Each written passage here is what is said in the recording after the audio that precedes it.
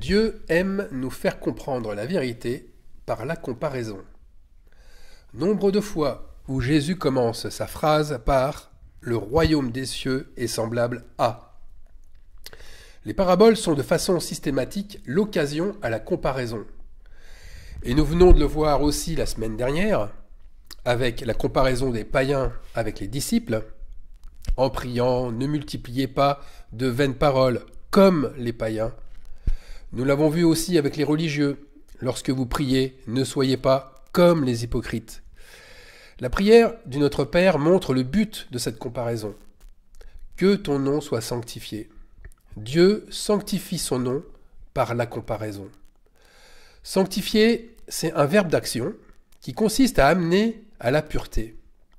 Mais amener à la pureté en mettant à part, en séparant, en dissociant ou encore en plaçant ce qui est saint dans un lieu différent de ce qui est profane. Eh bien, pour la sagesse, Dieu utilise la même stratégie qu'avec le royaume terrestre et le royaume des cieux, comme avec les païens ou avec les hypocrites. Dieu sanctifie ce qui lui ressemble en écartant ce qui ne lui ressemble pas. Par exemple, les païens s'inquiètent de ce que sera leur lendemain. Alors, Dieu sanctifie l'absence d'inquiétude de ses enfants obéissants. Des religieux montrent leur hypocrisie.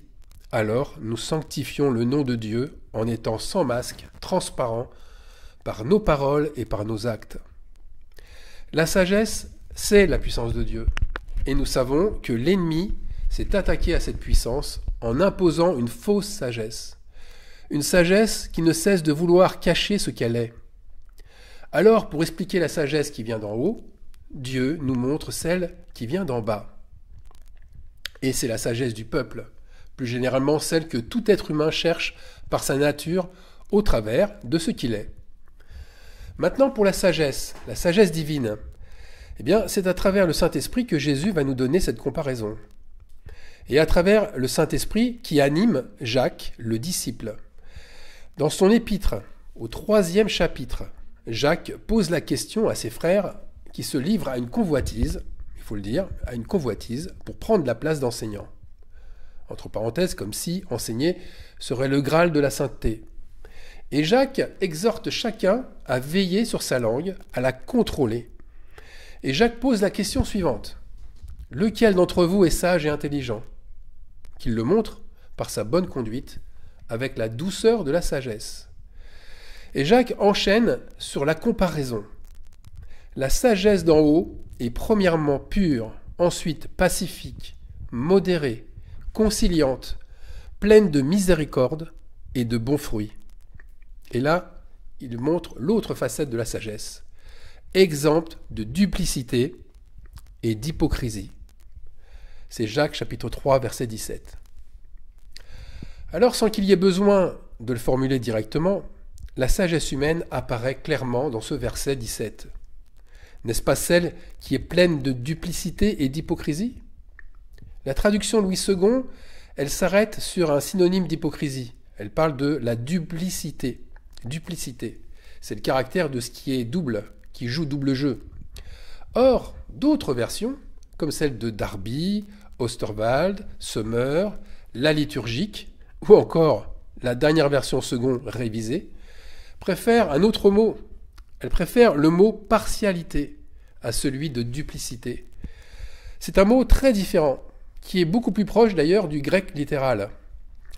La sagesse humaine est pleine de partialité et de dissimulation. La partialité, c'est d'emblée favoriser un camp plutôt que l'autre. Et c'est favoriser ce camp par intérêt. Ce type de choix qui inclut le favoritisme est injuste. Et il est injuste parce qu'il sert un intérêt. Et cette sagesse-là saute aux yeux à notre époque où les politiques, les élites, les savants, les décideurs servent un double intérêt et justement, parce qu'il existe un conflit d'intérêts, la vérité est bafouée. Pourtant, en ce qui concerne la foi, j'entends beaucoup de chrétiens proclamer leur impartialité. Dieu les a rendus justes et objectifs, ils sont équitables dans leur jugement, ils ne tolèrent aucune discrimination. Ils ne portent personne en aversion. Sont-ils aussi saints qu'ils le prétendent? Car nous l'avons vu avec Tartuffe, où les païens, beaucoup trop, abusent de leur statut de croyant pour opprimer, ou combien font de différence dans la pratique entre païens et eux-mêmes, et aussi entre chrétiens et chrétiens. Alors, en voyant tout ce que possède la sagesse divine, nous savons, par opposition, ce que la sagesse humaine n'est pas. Et première chose, la sagesse d'en haut est pacifique. La sagesse humaine n'est pas pacifique. Elle est guerrière. Et Jacques met en garde aussitôt ses frères qui souhaitent enseigner. Si vous avez dans votre cœur un zèle amer et un esprit de dispute, ne mentez pas contre la vérité. Jacques, chapitre 3, verset 14. Alors certes, nous avons combien d'exemples d'élites ou de prédicateurs de la foi qui ne cessent de parler de paix. Ils ont ce mot collé à leur bouche comme un slogan. Et ils en parlent si bien avec une éloquence qui trouble et qui séduit. Mais leurs mots, sont-ils forcément exempts de partialité et d'hypocrisie? C'est la guerre par un esprit de dispute que beaucoup cachent dans leur cœur.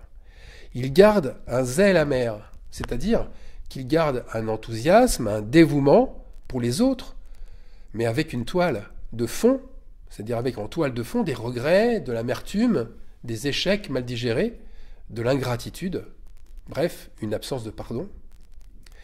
Et Jacques le dit de la sorte, dans son épître. « D'où viennent vos luttes et d'où viennent vos querelles? N'est-ce pas de vos passions qui combattent dans vos membres? Vous convoitez et vous ne possédez pas. » La frustration est à la base de cette guerre.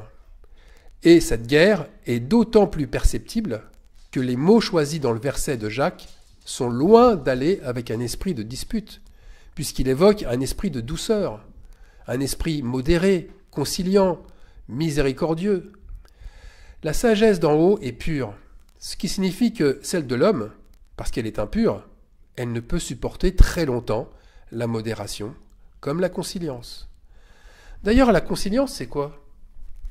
Eh bien, la conciliance, c'est rechercher un accord, c'est trouver un moyen pour se rapprocher de l'autre, c'est trouver un terrain d'entente, c'est même chercher à rendre compatibles des choses, des âmes qui semblent complètement contraires ou opposées.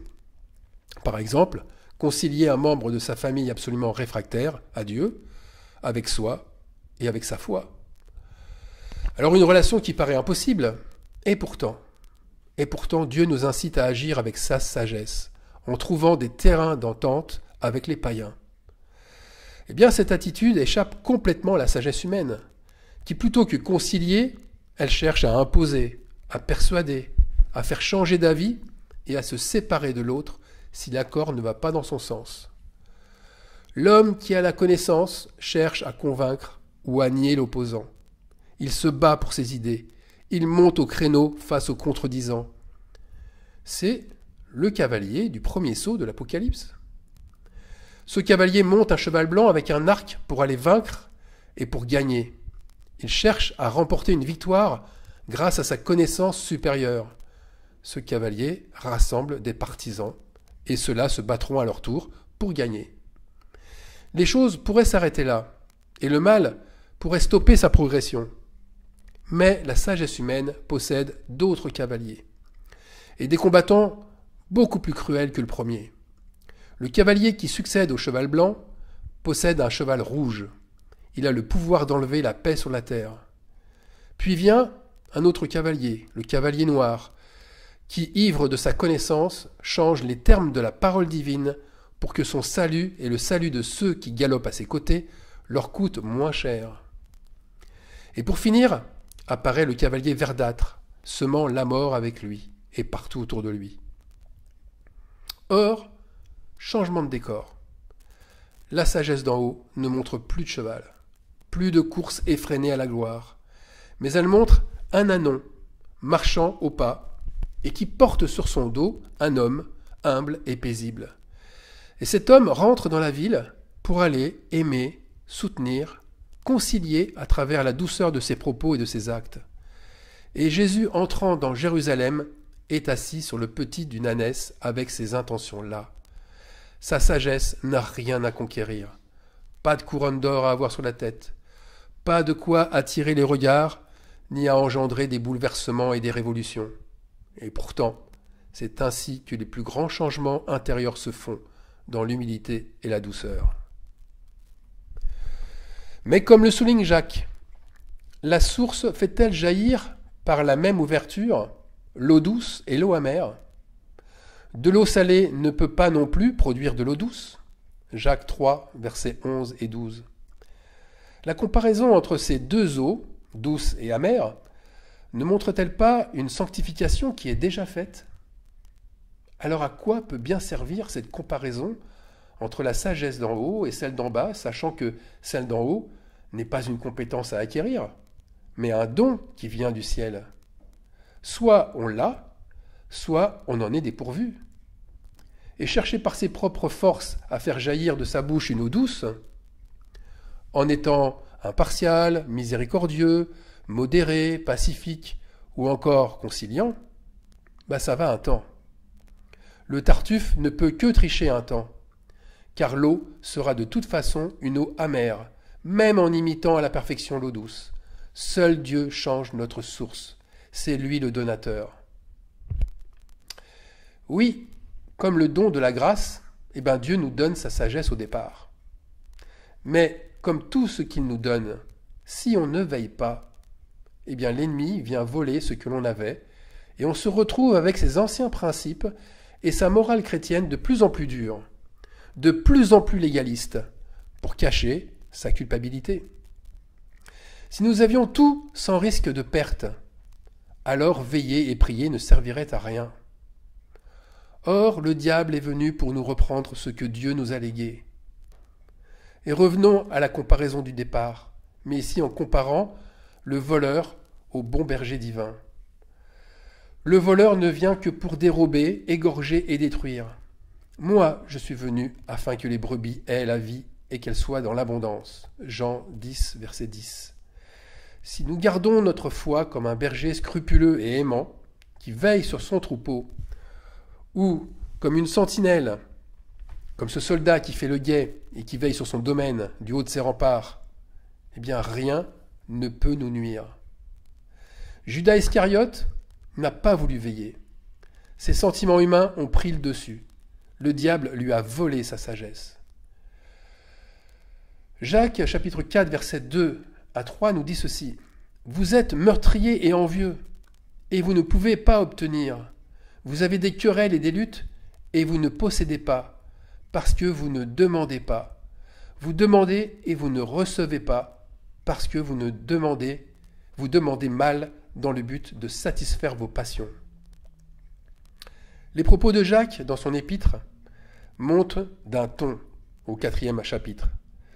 Jacques ne parle plus de bouche à brider, ni d'une source d'eau différente, mais Jacques hausse la voix. « Adultère que vous êtes !» Vous voyez, Jacques parle alors d'un esprit meurtrier qui cherche à se satisfaire charnellement par tous les moyens. Il a en face de lui des frères qui n'ont visiblement plus la sagesse d'en haut. Ils se sont livrés malgré eux au diable. Et Jacques leur dit d'ailleurs, « Soumettez-vous donc à Dieu, résistez au diable, et il fuira loin de vous. » Et son exhortation prend elle aussi un ton beaucoup plus grave et beaucoup plus urgent. « Nettoyez vos mains, pécheurs, purifiez vos cœurs, hommes irrésolus, sentez votre misère, soyez dans le deuil et dans les larmes, humiliez-vous devant le Seigneur. » Perdre la puissance de Dieu se traduit par une soumission au diable. Et qui sait vers quelle destinée meurtrière cette folie peut nous entraîner? Il y a 4 cavaliers, 4 montures de plus en plus meurtrières qui se succèdent dans le chapitre 6 de l'Apocalypse. Une fois que la source d'eau douce s'est tarie, c'est la source d'eau amère qui reprend vie. Et Dieu ne redonnera pas 2 fois une nouvelle source d'eau douce. Alors, conclusion. Pour garder la sagesse donnée par grâce, cette source d'eau douce, pour faire en sorte qu'elle ne se tarit pas, usons de zèle, mais pas de n'importe quel zèle, d'un zèle ardent comparé au zèle amer. Notre Dieu a préparé une place au ciel pour celle ou celui qui est l'exception. Et l'exception rime avec la persévérance. Une persévérance à rejeter toute partialité et hypocrisie. N'arrêtons pas de prier, n'arrêtons pas de veiller et ne cessons pas les comparaisons. Comparons notre sagesse avec celle qui vient d'en haut pour savoir si elle vient toujours du Créateur. Comparons notre royaume au royaume de Dieu pour savoir si nous sommes toujours un serviteur bon et fidèle. Enfin, comparons pour garder les yeux ouverts sur ce que nous sommes et pour sanctifier le nom de notre Seigneur Jésus-Christ et pouvoir prier que ton nom soit sanctifié et que ton règne s'établisse. Amen.